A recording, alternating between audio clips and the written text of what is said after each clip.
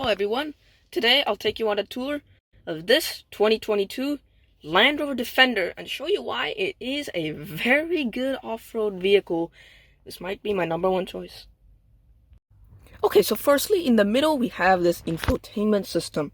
So in this infotainment system is actually pretty versatile, and I like the way that you can say up to 3 things at once. You can see I have the navigation on the left, I have the phone on the right, and I have the phone in the middle and the media on the right.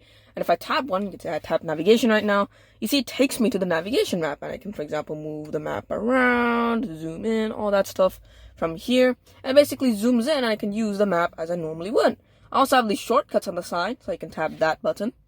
That takes me to my phone, and I can add something if I want to. I also have music here. Tapping my music obviously takes me to my music, and you can see here overall it's actually pretty good. And if I tap my apps there, it'll take me to my apps, and I have all these different apps here. I have navigation, I can create user accounts, which will customize the car based on the account I have seats, I also have climate control, and I have all that stuff that I might like. So all this stuff is in the infotainment system in the middle, which is pretty cool. Thank you to Land Rover and Jaguar of Bellevue for providing me with this 2022 to 2023 Land Rover Defender. They're an excellent dealership to check out if you're in the Bellevue area and you're looking for a new Land Rover or Jaguar, and I highly recommend them to anybody in the Seattle, Bellevue area. So I'm going to cover some of my favorite highlights of this infotainment system, and one of my favorite highlights is the 360-degree camera system, which is really cool.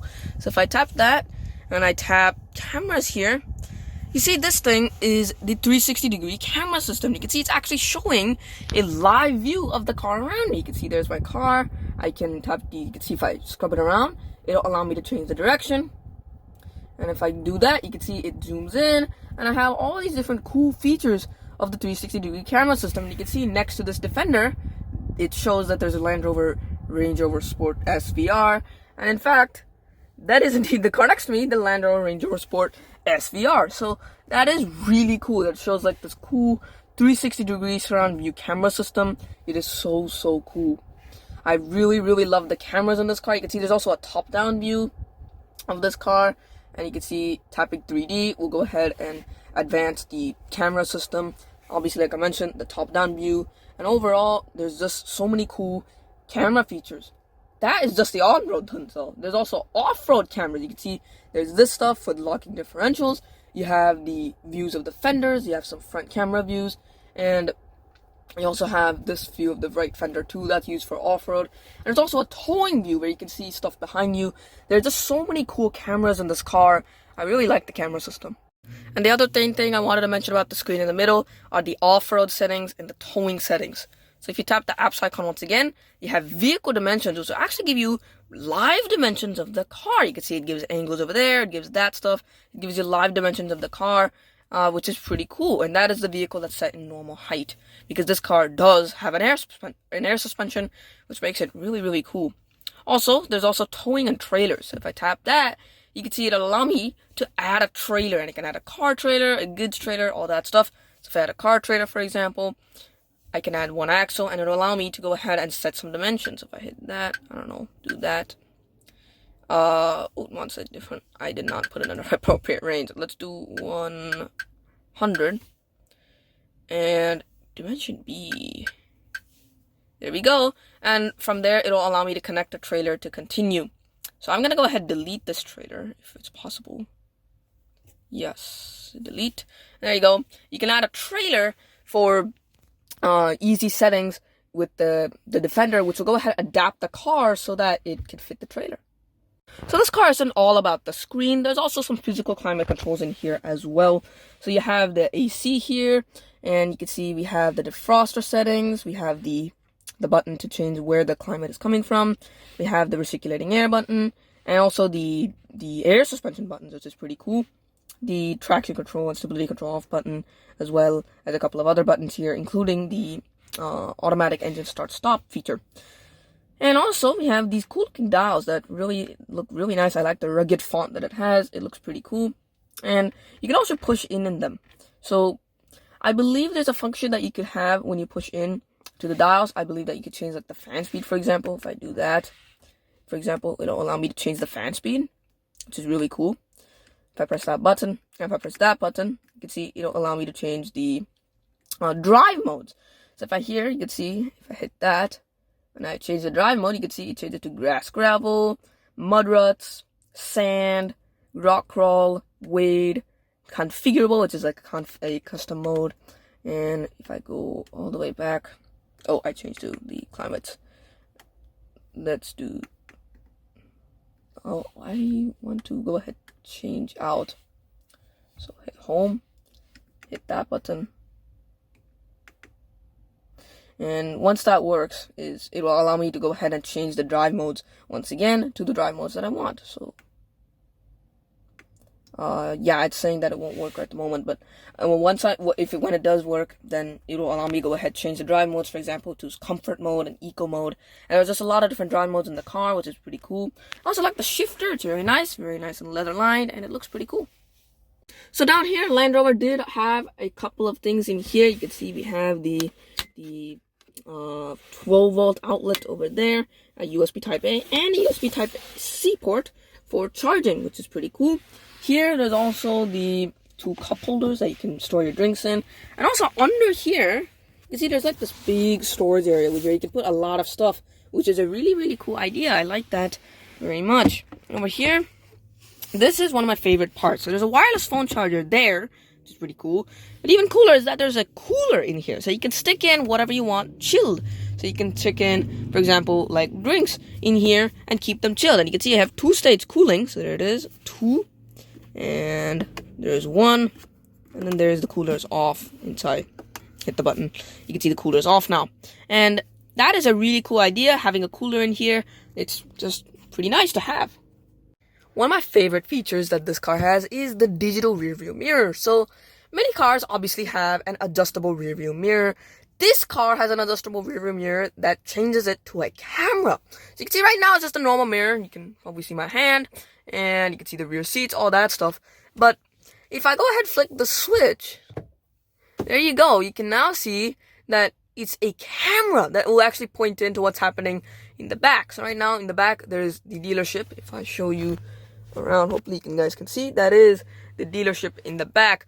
But the cool benefit of this is that it allows you unobstructed access of what's happening behind you. You don't have to see like the headrest and the spare tire and all that stuff. You have a clean access of what is happening, which is pretty cool. There's also some settings here. You can see there's my brightness settings, and also I can change the angle. So you can see that changes the angle.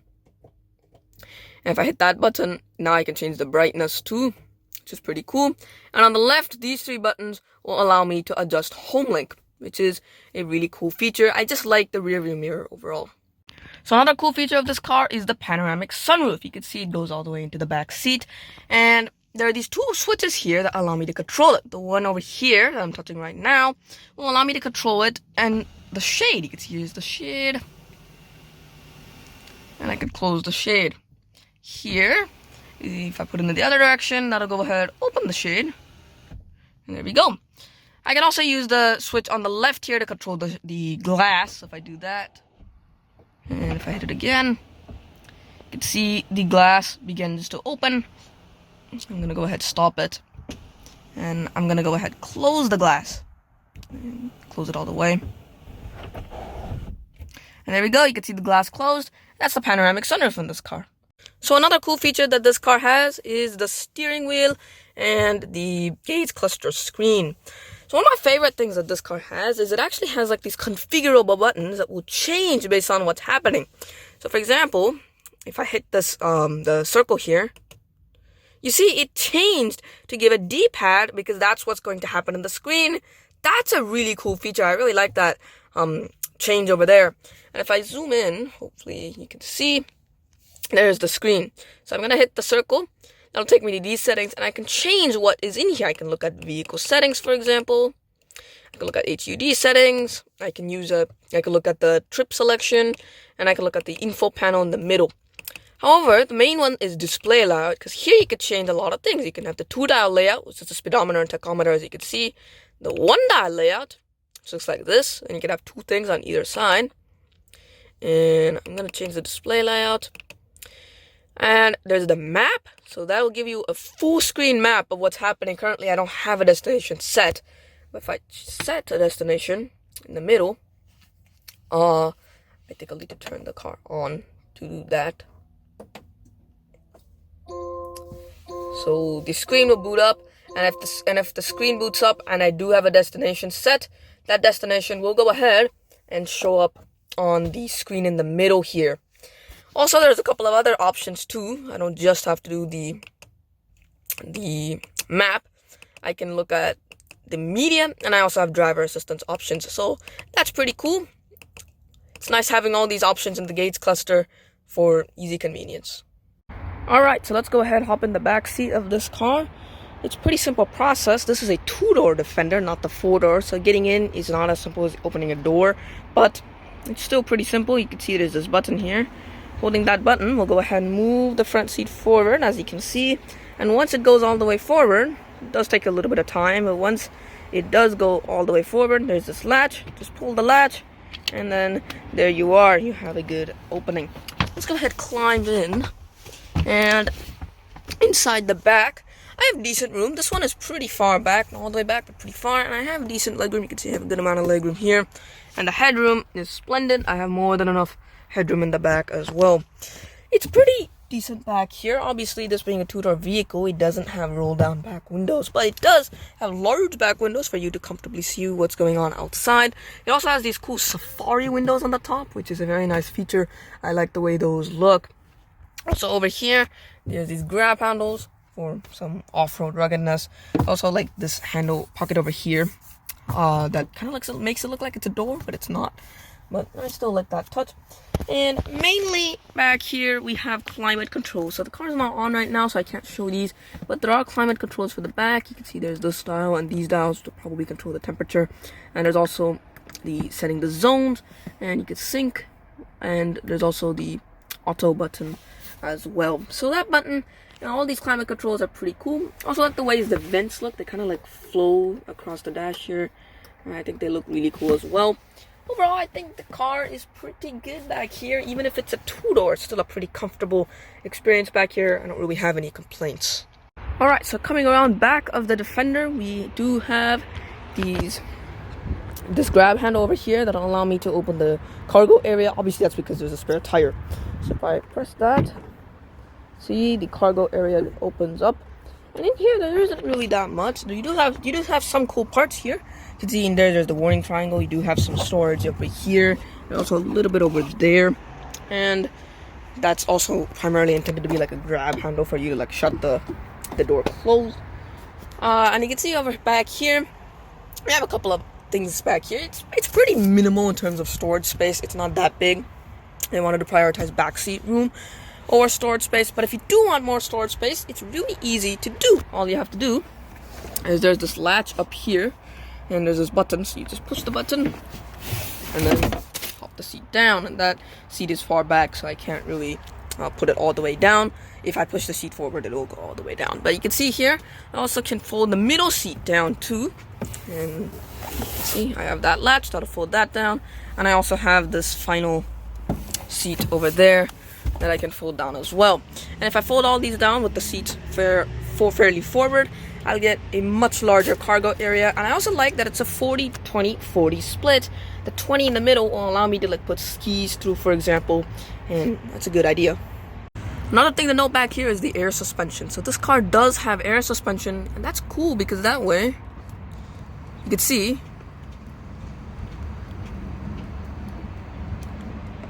I can literally lower the car down, and that'll make it easier for me to actually carry some cargo. For example, heavy cargo, I need to put it in here. The air suspension will help. And if I need to raise the car up, I do that pretty simply too. I just hold this button, and that'll go ahead and raise the vehicle up for some better off-road readiness.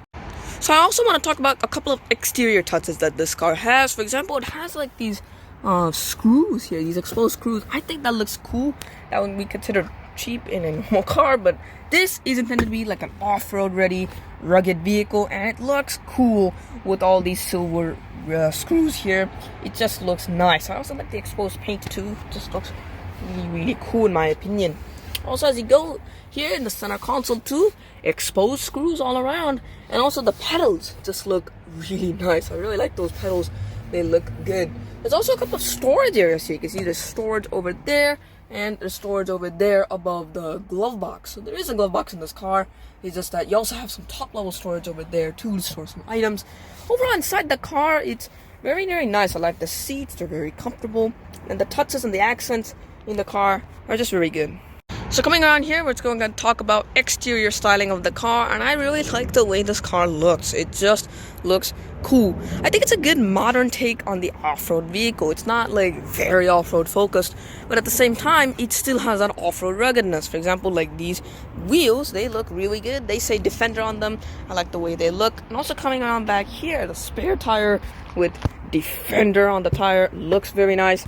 Also, just it's very nice overall. The tail lights too, really, really cool looking lights. I'll talk more about the lights when I turn them on, but very, very cool design overall. I just like the way the Defender looks. It looks cool, like a cool car. It just looks really cool. The front too, coming in the front here, Defender spelled across the Land Rover logo, just looks very nice. And as I was saying, these are the tail lights with the turn signals on. You can see the turn signals are over there, and also the small ones on the side are also lit up, which is a pretty cool touch. And the tail lights are the ring around the turn signals themselves. I just love the way the rear lights look. So popping on over to the front here, this is how it looks in the front. You can see the main lights are obviously those in the middle. You have this cool like circular running lamp. I think that looks good. And also the turn signals are these two squares. And I think the front look looks really good overall. Overall, the car with the lights on, also just as good as a look as the one without the lights on. Alright, and lastly, we pop under the hood, and this car has a supercharged V8, which is just really cool. So in here, we have a 518 horsepower, 461 pound-feet of torque, V8 under the hood, power, power, power, and it's also supercharged. Land Rover logo, you can see supercharged, proudly written. It is a cool engine under here. And also, there's also a couple of styling elements I want to cover. I already mentioned the Defender here, and this particular model is a 90, which is a short wheelbase, the two-door model. You can see it has this cool like graphic with 90 in the middle, which is very cool. So this particular Defender 90 costs $112,915, and this one, it's mainly because of all that stuff that it comes with default. For example, those 22-inch wheels, the 518 horsepower engine, the color, and overall, it's really all that stuff, and also the stuff in the back, the stuff of for example, the rear seats with the 2040 split, the infotainment system with CarPlay and Android Auto, and all that stuff does go ahead and account to the final suggested retail price.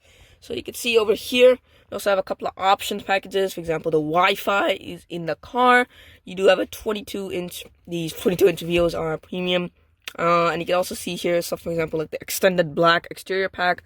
It's around $1,200. So all that stuff does add up to that final retail price. But I think this car is worth it. It's just very nice, big, luxurious, and very off-road capable vehicle. I personally think it's a good car for the price.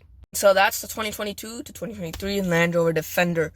This car is really cool. I love the way that it's off-road capable, the Land Rover name. It is a good vehicle. I just like the car, the way it looks, the way it is inside. It's a good choice. And I highly recommend it if you're looking for a luxurious off-roader vehicle. It is a good purchase.